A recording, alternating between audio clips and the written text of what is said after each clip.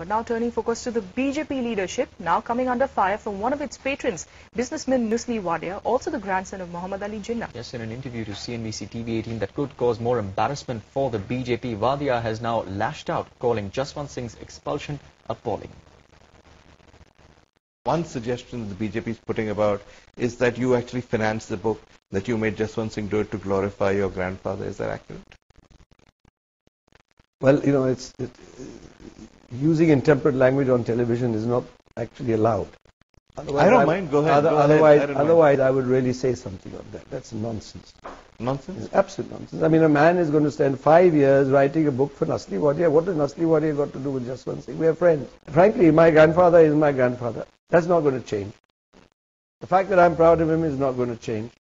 I don't need Jaswant Singh to write a certificate for him. When you see this debate happening, many of the people involved are actually very close friends of yours. How does it feel looking at it? Because it's really your grandfather that they're discussing.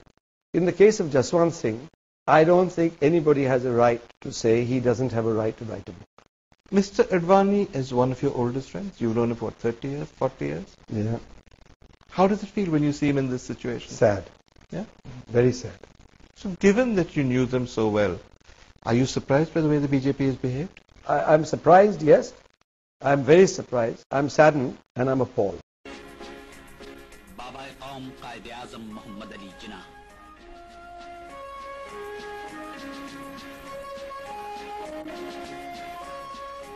बर-ए-सगीर में मुस्लिम नशत-ए-सानिया का सबसे बड़ा रहनुमा, वो कायद जिसकी वलवलांगेज क़यादत में 14 अगस्त 1947 को पाकिस्तान दुनिया के नक्शे पर नमूदार हुआ।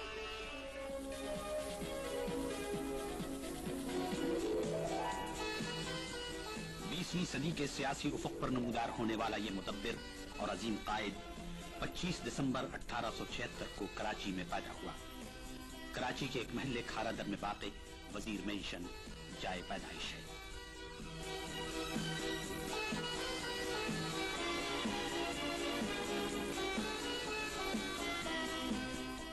चर्च मिशन स्कूल, सिंध मदरसतुल इस्लाम और लिंकन्स इन जैसे इल्मी गहवारों में उनकी फिक्री तरबियत हुई।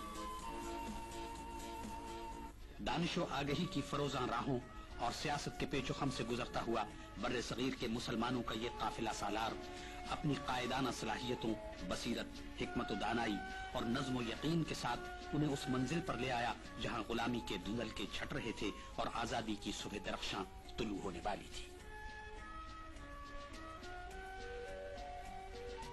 1940 की करारदाद पाकिस्तान बर्रे सगीर के मुसलमानों की उस जिद्दोजहद का नुक्ता रूज थी जिसकी क़यादत कायदे आज़म ने तकरीबन 3 अशरों से इस तरह की थी कि वलवले जवां तर और अज़्म रासिख तर हो गया था।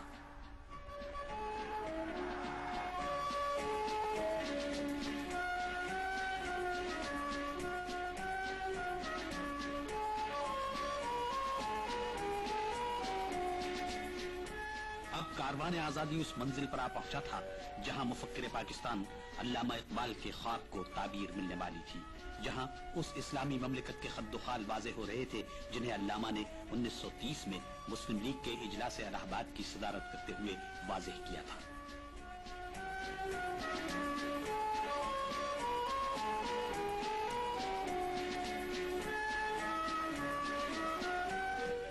और फिर अगले 7 बरसों में हुसूल पाकिस्तान की जिद्दोजहद रोज बरोज जोर पकड़ती गई। कायदे आज़म ने पूरे बर्र-ए-सग़ीर के दौरे किए और करोड़ों मुसलमानों के दिलों में हुसूल पाकिस्तान के लिए बेपनाह जोशो वलवला पैदा कर दिया। हर जगह लोगों ने कायदे आज़म की वलवलांगेज क़यादत में पाकिस्तान के हुसूल के लिए बड़ी से बड़ी कुर्बानी देने का अहद किया। मंजिल हरचंद बहुत नजदीक थी मगर रास्ता कठिन। 1942 में बरतानवी हुकूमत ने स्टेफर्ड क्रिप्स को भेजा। कांग्रेस, हुकूमत खुद इख्तियारी और कायदे आज़म मुतालिबा पाकिस्तान की मंजूरी चाहते थे। बातचीत नाकाम हो गई।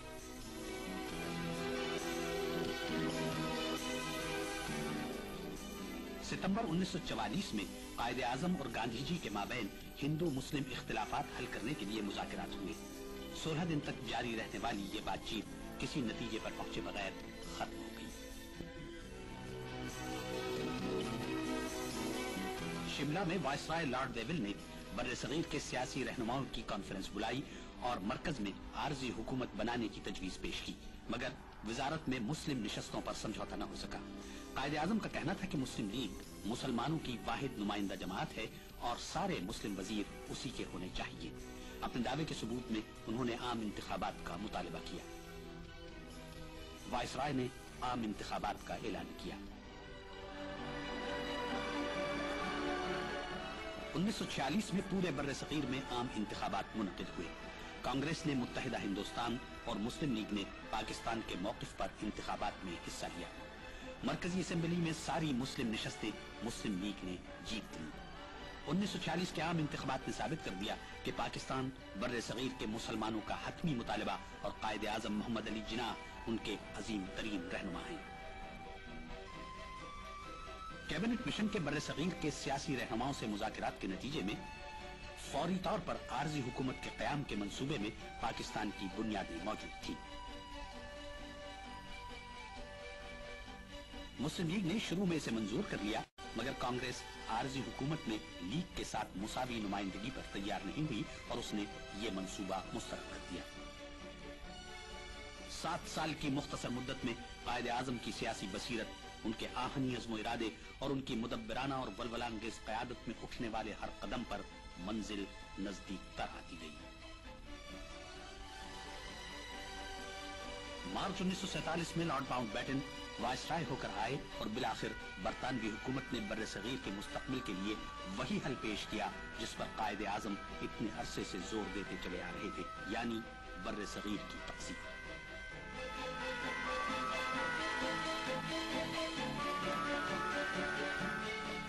جون 1947 کو لارڈ ماؤنٹ بیٹن نے تقسیم کے منصوبے کا اعلان کیا تو قائد نے ریڈیو پر قوم کو یوں نصیحت دی۔ The opportunity to speak to you directly through this radio from Delhi. It is the first time, I believe, that a non-official has been afforded an opportunity to address the people through the medium of the...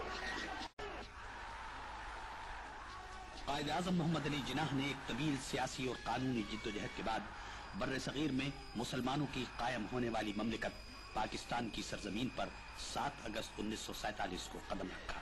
عوام کا ایک جم غفیر اپنے محبوب قائد کا استقبال کرنے کے لیے موجود تھا۔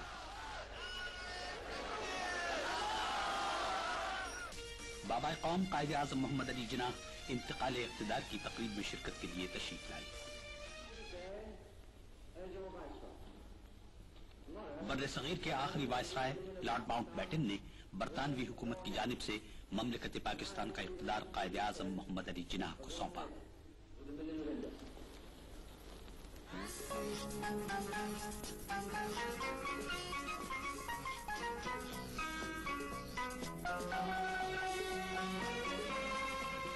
مملکت پاکستان کے سربراہ کی حیثیت سے قائد اعظم نے اپنی مختصر تقریر میں تشکر و تہنیت کا اظہار کیا اور مملکت کا اقتدار سنبھالا۔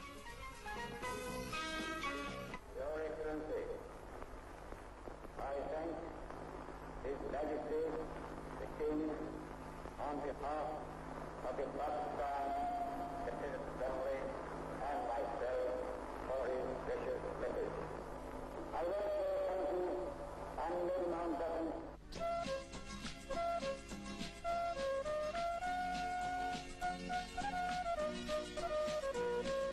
انتقال اقتدار کی تقریب کے بعد قائد اعظم محمد علی جناح اسمبلی کے باہر تشریف لائے تو عوام کا ایک ہجوم اپنے اس عظیم رہنما کے دیدار کا منتظر تھا جس نے بر صغیر کے مسلمانوں کو ان کی منزل سے ہمکنار کیا تھا۔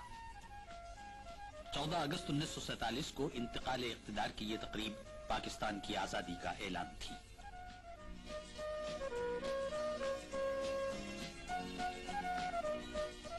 اگست 1947 کو بر صغیر میں مسلمانوں کی نئی آزاد خود مختار مملکت پاکستان کے ارکان حکومت کی حلف برداری کی تقریب منعقد ہوئی۔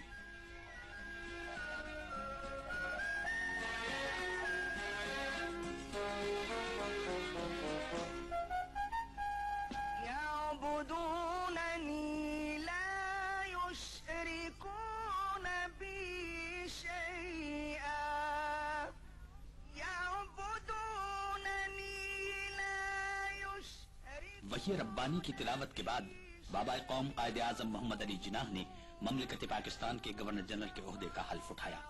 پاکستان کے چیف جسٹس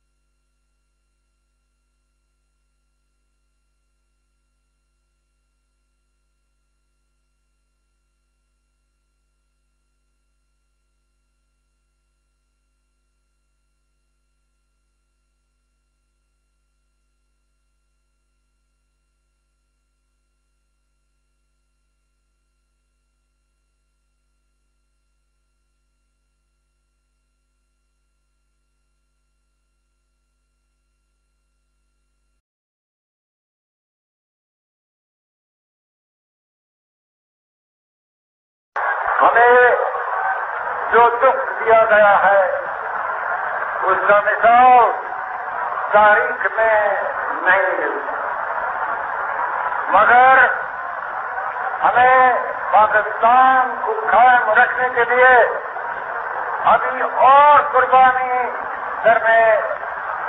کرنا ہوگی.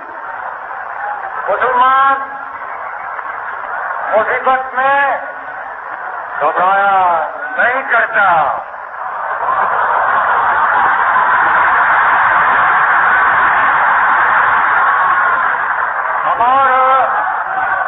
ہمارے حوصلے بلند ہیں.